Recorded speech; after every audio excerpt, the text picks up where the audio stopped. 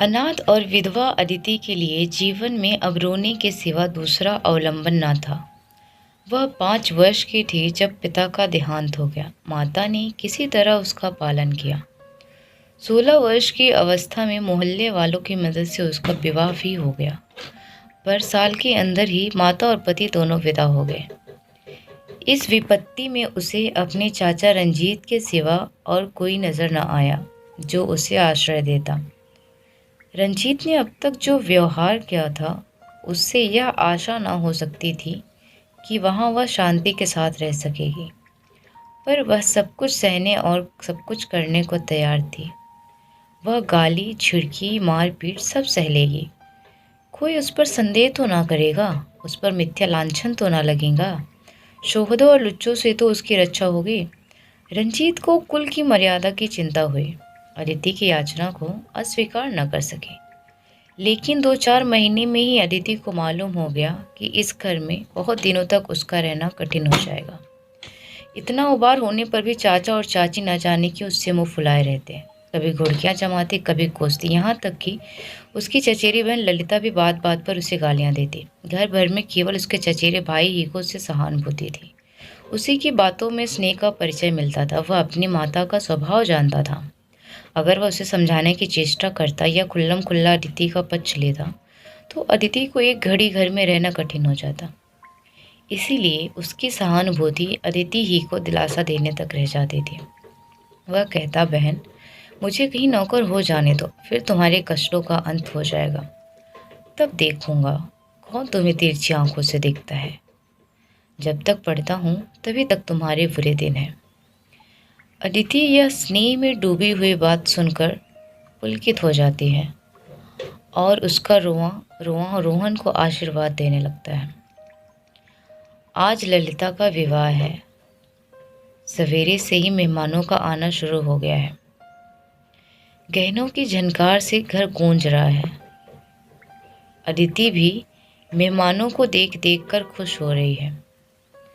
उसकी देह पर कोई आभूषण नहीं है और ना ठसे सुंदर कपड़े ही दिए गए हैं, फिर भी उसका मुख प्रसन्न है।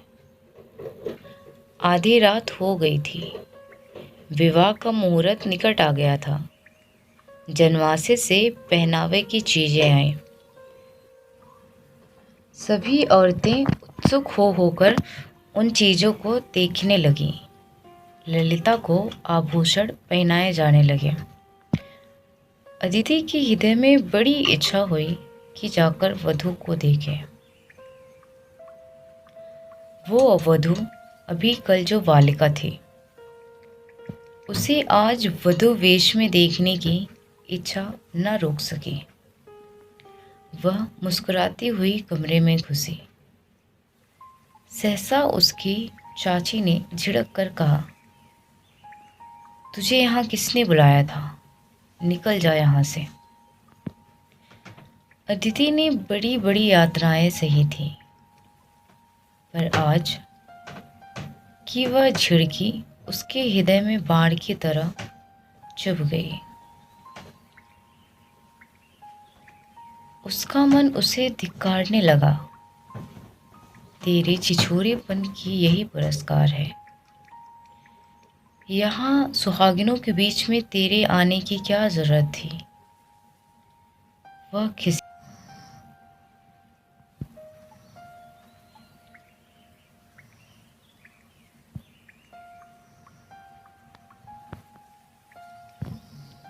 वह खिसियाई हुई कमरे से निकली और एकांत में बैठ के रोने के लिए ऊपर जाने लगी। सहसा जीने पर उसी अभिनिवेश से मुठभेड़ हो गई। अभिनिवेश गोकुल का सहपाठी और परम मित्र था। वह भी न्योते में आया हुआ था। इस वक्त गोकुल को खोजने के लिए ऊपर आया था। अदिति को वह 2 बार देख चुका था और यह भी जानता था कि यहाँ बड़ा दुर्व्यवहार किया जाता है। चाची की बातों की भनक उसके कानों में भी पड़ गई।